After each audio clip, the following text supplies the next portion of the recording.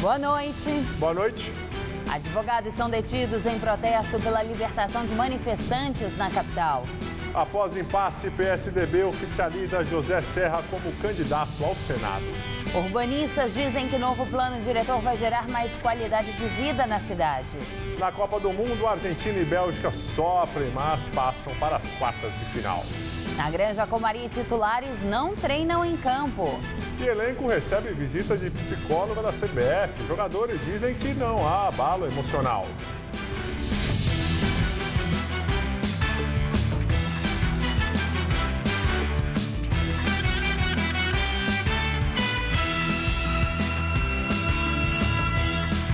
Militantes de diversos grupos realizaram ato na região central da cidade. Eles protestaram contra a prisão de 2 manifestantes na semana passada. 2 advogados foram detidos. 2 horas antes do ato, a Praça Roosevelt já estava com centenas de policiais. O protesto, marcado para 6 da tarde, reuniu entre 200 e 300 pessoas que pediam a libertação de 2 manifestantes presos no último dia 23, em um protesto que terminou em confusão em São Paulo. Os estudantes Fábio Hideck e Rafael Marques estão presos acusados de serem black blocs e estarem com explosivos durante a manifestação. Os 2 negam. Eles foram presos de forma totalmente arbitrária. A gente sabe que foi plantado artefato explosivo na mochila do Fábio e o Rafael não tinha nada, ele estava de saia. Enfim, é o jeito dele, o jeitão dele. Ele estava só de saia e ninguém sabe como conseguiram plantar um artefato explosivo na saia dele. Durante o protesto, mais de 500 policiais entre choque e cavalaria. Primeiro aconteceu uma correria por causa da detenção de 2 advogados ativistas. Os advogados estavam junto com os observadores legais do lado do choque, procurando a identificação dos policiais, perguntando, porque assim, eles perguntavam a todo momento, quem são vocês? Falavam, somos advogados, a nossa identificação está aqui. E eles falavam, mas e vocês, policiais? Quais a identificação de vocês? Nesse momento, o policial se exaltou, levantou um advogado no colarinho, jogou contra a parede, no chão, pegou uma outra advogada e levaram. Depois, mais uma confusão. Uma pessoa que estava com pedaços de pau foi detida e começou a correria.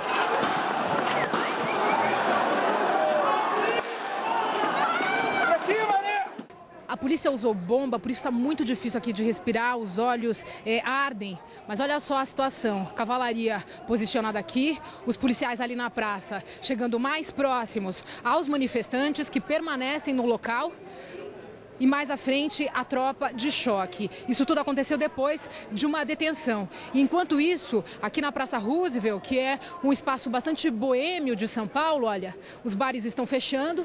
Muitas portas de bares e teatros também já foram baixadas e a situação agora é bastante tensa. Durante a confusão, a polícia deteve algumas pessoas que estavam na rua. A repórter Sabrina Pires continua na região central e tem mais informações. Sabrina, com você. Gabriel, o protesto já terminou há cerca de 20 minutos, mas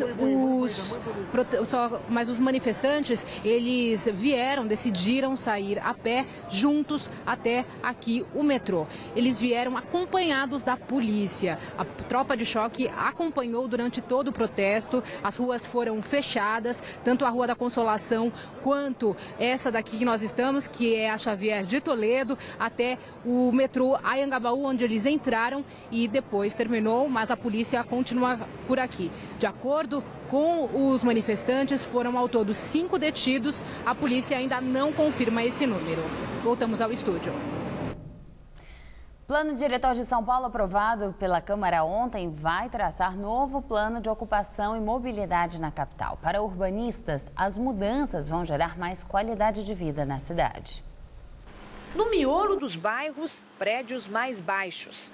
Já edifícios que possam ser ocupados por um número maior de pessoas devem ser atraídos para perto de corredores de ônibus e estações do metrô. O modelo de verticalização dos eixos são sempre apartamentos muito menores, sem garagem ou com no máximo uma garagem e também com uso misto, comércio embaixo, habitação em cima. Menos apartamentos, mais gente. Menos garagens, menos carros e mais gente usando o transporte coletivo de massa. A especialista em urbanismo e professora da USP considera que outro avanço está na política social.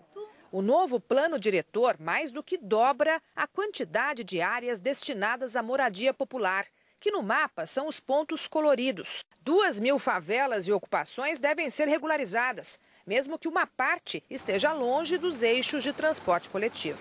O plano diretor traça as linhas gerais que vão orientar o crescimento da cidade, mas os detalhes de como isso vai acontecer ainda serão definidos numa outra lei, a de zoneamento, que deve começar a ser discutida. É ela que vai dizer se haverá e como será a convivência em cada bairro de residências, lojas, bares, indústrias. Vai ser um processo participativo. Eu diria, aqui em São Paulo não existe a menor chance em mexer em uso e ocupação de solo sem ser um processo participativo. Os cidadãos de São Paulo exigem isso e, de alguma maneira, acho que obtiveram isso nesse plano diretor. Porque a gente não vai mais estar discutindo a cidade inteira, mas vamos estar discutindo bairro a bairro, já tendo o plano diretor para dizer qual é a missão que aquele bairro tem para a cidade, aí detalhando muito mais em cada bairro como essa missão deve acontecer, jamais no detalhe. E atenção motorista, a tarifa dos pedágios ficou mais cara a partir de hoje nas rodovias paulistas. O reajuste é de 5,29% e atinge todas as 19 concessionárias que operam no estado.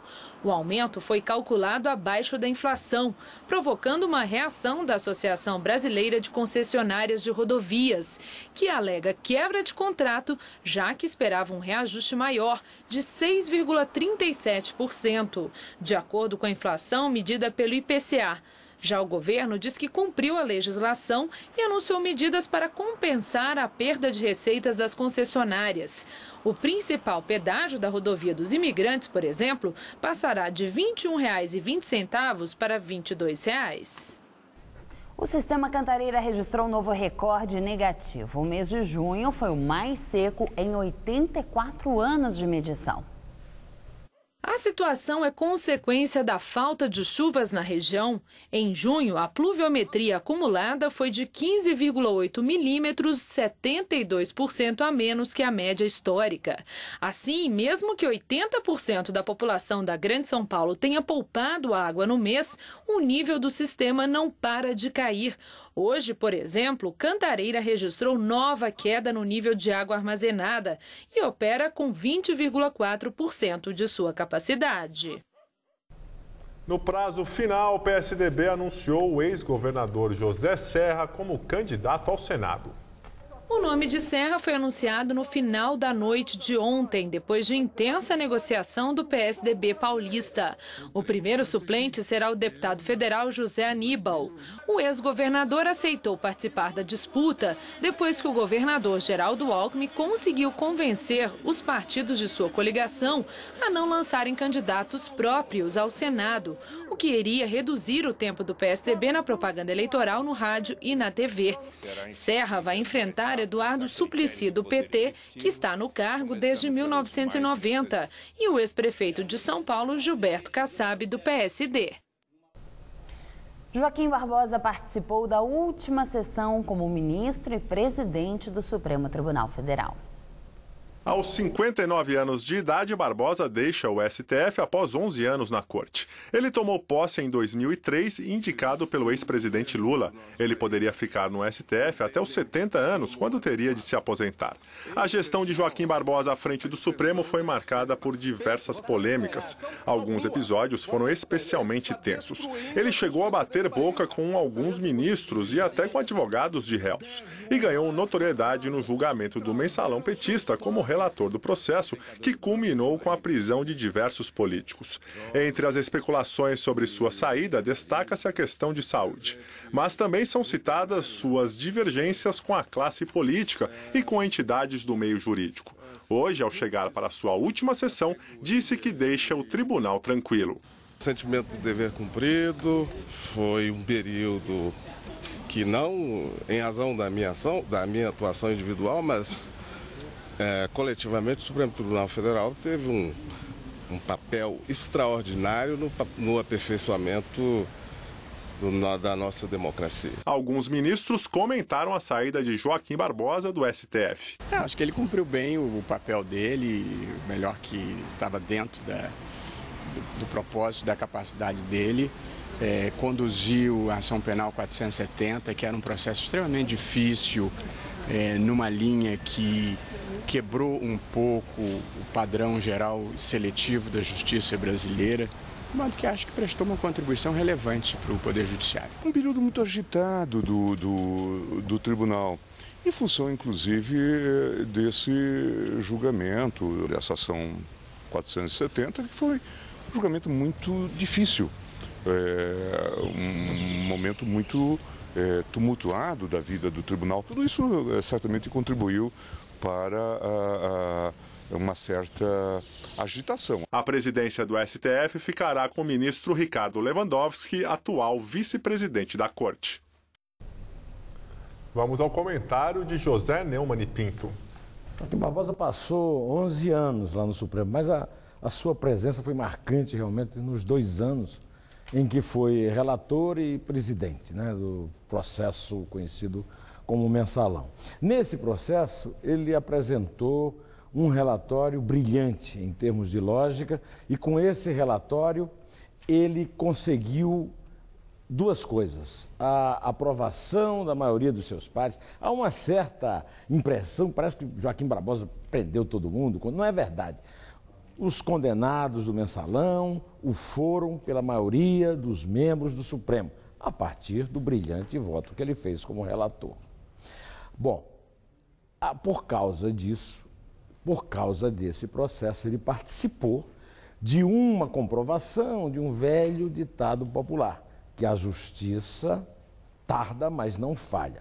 A justiça brasileira continua lenta e isso abala muito a sua credibilidade. Mas o Mensalão melhorou um pouco, o processo do Mensalão melhorou um pouco essa imagem, porque houve condenações. A segunda consequência importante, institucional, da passagem dele, pelo relatório, principalmente, do Mensalão e também pela presidência, é de que está provado agora que os políticos, os dirigentes do Estado, são iguais a nós e não podem cometer delitos. No Brasil, havia uma certa mentalidade de que quem faz a lei não é obrigado a cumpri-la. Muita gente achou estranho que Joaquim Barbosa tenha saído de leve da sessão para evitar aquela discurseira de elogios e a sua própria despedida. Eu, particularmente, acho que ele pensou isso de uma forma que confirma o seu espírito de marqueteiro.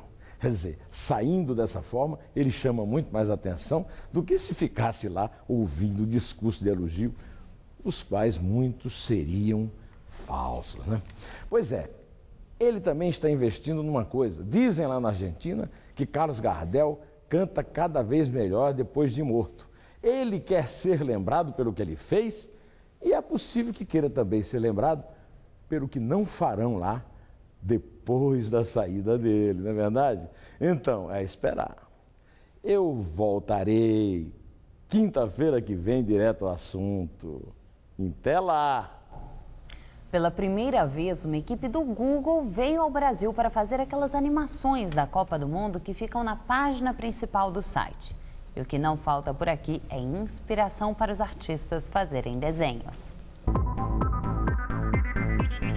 Para quem não conhece, os Doodles são animações que acompanham o logotipo do maior site de pesquisas do mundo. Os desenhos começaram a ser feitos há 16 anos. Hoje, a brincadeira virou coisa séria e já soma mais de 2.000 inserções gráficas. Datas comemorativas, pessoas famosas e eventos esportivos são os temas mais comuns. A americana Sophie tem 22 anos e está na equipe de criação desde o ano passado. Ela explica que o primeiro passo é rabiscar todas as ideias na lousa. Depois disso, tudo é desenhado no computador e a animação é feita. Normalmente, cada doodle demora um dia para ficar pronto, mas aqui no Brasil, as coisas estão bem mais rápidas. São no máximo 3 horas para criar apenas um. E pela primeira vez, a empresa liberou a equipe de funcionários para trabalhar fora dos Estados Unidos por conta da Copa do Mundo. E em meio à movimentada cidade de São Paulo, 3 dos 10 profissionais que trabalham nessa equipe de criação vieram para o Brasil e eles conseguiram reunir todas as 32 seleções dentro dessa pequena sala. E o que não falta por aqui é inspiração sobre a Copa. Bandeiras dos países que participam do Mundial estão espalhadas pela sala. Na parede, imagens das principais seleções, mas alguns detalhes deixam o clima mais brasileiro. Desafinados também bate um coração. A jovem doodler confessa que não gostava de futebol antes de chegar ao Brasil, mas que a animação dos brasileiros a cada gol da seleção ajuda e muito na hora de inovar nas criações. It's getting easier as time goes on, just because I'm more familiar with the game. Já quando o assunto é a final da Copa do Mundo, ela acredita que será mesmo entre Brasil e Argentina, mas não adianta se as cores serão mais verde e amarela ou azul e branca. Só diz que, com certeza, todos os países terão as cores representadas. It's definitely going to be all of the country colors.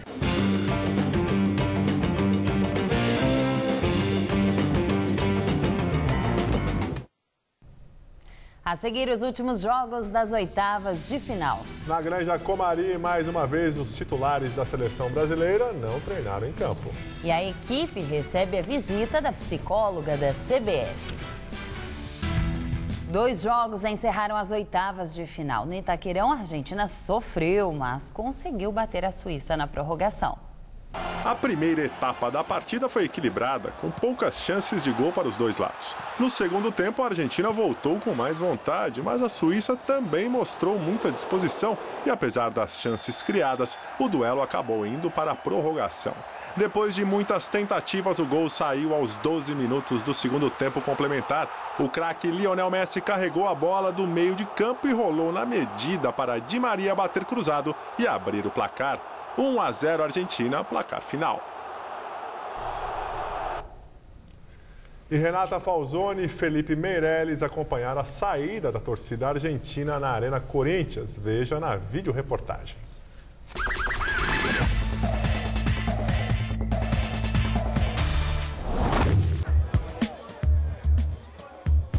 Quem torceu para a Suíça eram os brasileiros. E na saída, estes deram uma reviravolta dos refrões argentinos. Ai, que onda! Se parece funeral de Maradona! Ô, argentino, como é que é? Tem 2 copas uma vez superar! Argentina e Brasil somos irmãos. Juntos temos 7 copas. Como foi o coração? O coração foi, cara, quase morro de um infarto, mas foi muito bom. Explotó. No hay más corazón. Solo amor, Argentina. Emocionante. Vamos, Argentina. Vamos a llegar a la final. Casi me muero. Sufrimos mucho. No está jugando bien el equipo. Menos mal que lo tenemos a Messi. ¿El Brasil está tratando bien a los argentinos ahora? Muy bien. La verdad los felicito a los brasileros. Muy cordiales, muy amistosos, muy bien. Un gran país y tiene muy buena gente Brasil. We hit the post in the very end, so almost. Next time. Maybe Brazil is gonna meet Argentina in the finals and then it's gonna be the other way. We were really close, but we're gonna beat Argentina for you guys in the final because I'm Brazilian. Then we're gonna win the World Cup.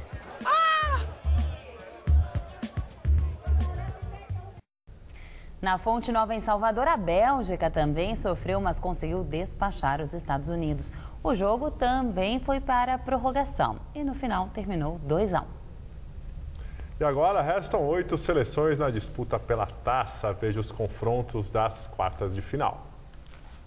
O primeiro duelo será na sexta-feira entre França e Alemanha, 13h, no Maracanã, no Rio. Às 5h, a seleção brasileira pega a Colômbia, no Castelão, em Fortaleza. No sábado, a Argentina pega a Bélgica, 1h, no Mané Garrincha. Às 5 horas, é a vez da Holanda enfrentar a Costa Rica na Fonte Nova, em Salvador. E a seleção brasileira continua com a preparação na Granja Comari, no Rio de Janeiro, para o jogo das quartas de final contra a Colômbia na sexta-feira. Os titulares, mais uma vez, não treinaram em campo. Nesta terça-feira, o elenco do técnico Felipão recebeu a visita da psicóloga da CBF.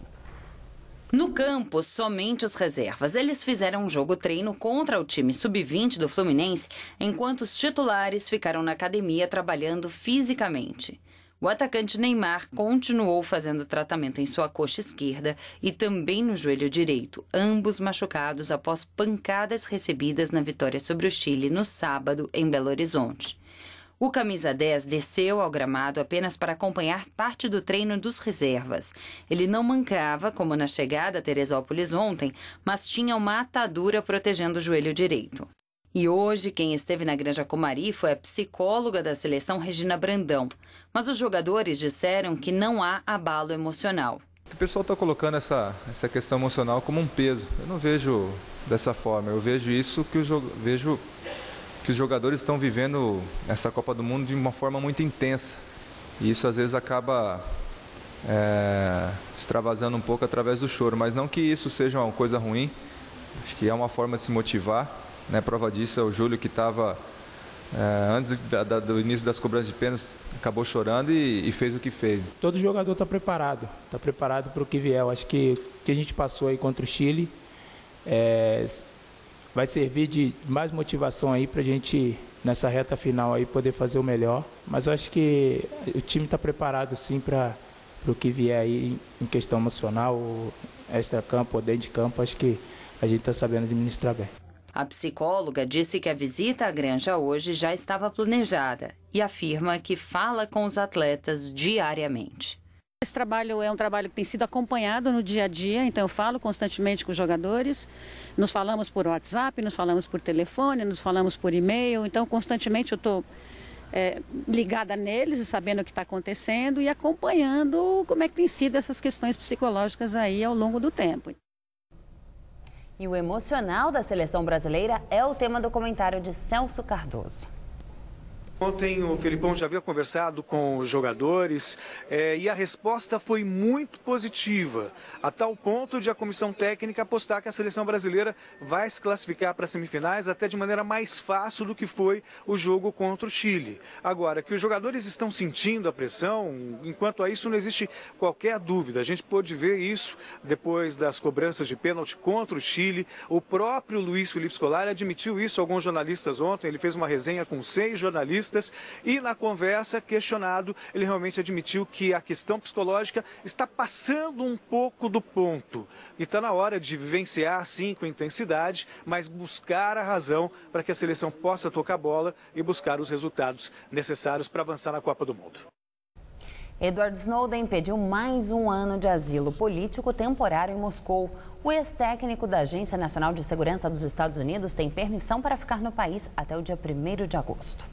O pedido foi formalizado ontem ao Serviço Federal de Imigração de Moscou, de acordo com um jornal local. Snowden está no país desde agosto de 2013, quando chegou foragido dos Estados Unidos após divulgar informações secretas de espionagem internacional de seu país.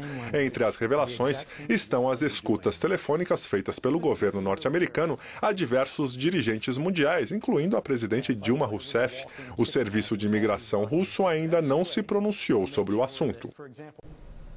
E uma última notícia, a comunidade judaica se reuniu há pouco em São Paulo em memória aos 3 jovens israelenses encontrados mortos na Cisjordânia. O ato aconteceu na Praça Vila Boim, em Higienópolis, bairro tradicional de judeus. Com velas brancas e bandeiras de Israel, a comunidade judaica homenageou os 3 adolescentes israelenses que foram sequestrados há 2 semanas e encontrados mortos. O Escritório de Direitos Humanos da ONU pediu moderação nos conflitos entre israelenses e palestinos. Os dias estão frios e ensolarados em todo o estado. Aqui na capital, com a falta de chuva, a umidade relativa do ar ficou próxima dos 20%, o que já é considerado estado de alerta pela Organização Mundial da Saúde. E faz frio nesse momento em toda a Grande São Paulo e ao longo da noite as temperaturas devem cair ainda mais, registrando um novo recorde de temperatura mínima, 9 graus ao amanhecer. Então vamos ver como fica o tempo nesta quarta-feira em todo o estado de São Paulo com Mariana Armentano.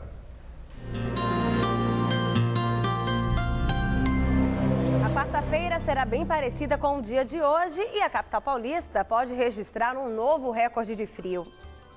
Uma massa de ar seco de origem polar ainda predomina sobre todas as regiões paulistas, garantindo um dia de muito sol e tempo firme. A sensação ainda é de friozinho de manhã e à noite. Durante a tarde, esquenta um pouco. Em Marília, mínima de 12 e máxima de 26 graus amanhã. Na região de Franca, o dia amanhece com apenas 11 graus e a máxima não passa dos 23 durante a tarde. No leste do estado, pode haver formação de nevoeiro ao amanhecer e a umidade relativa do ar fica baixa. No litoral, não faz mais que 26 graus amanhã à tarde. Aqui na capital, poucas mudanças e a expectativa é de que essa madrugada registre recorde de frio. A mínima prevista para o amanhecer é de apenas 9 graus.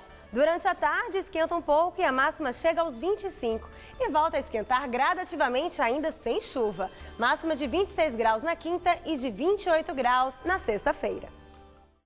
A edição das 10 do Jornal da Gazeta termina aqui. Até amanhã. Fica agora com o Rony Von no Todo Seu. Uma ótima noite para você. A gente se vê amanhã. Até lá.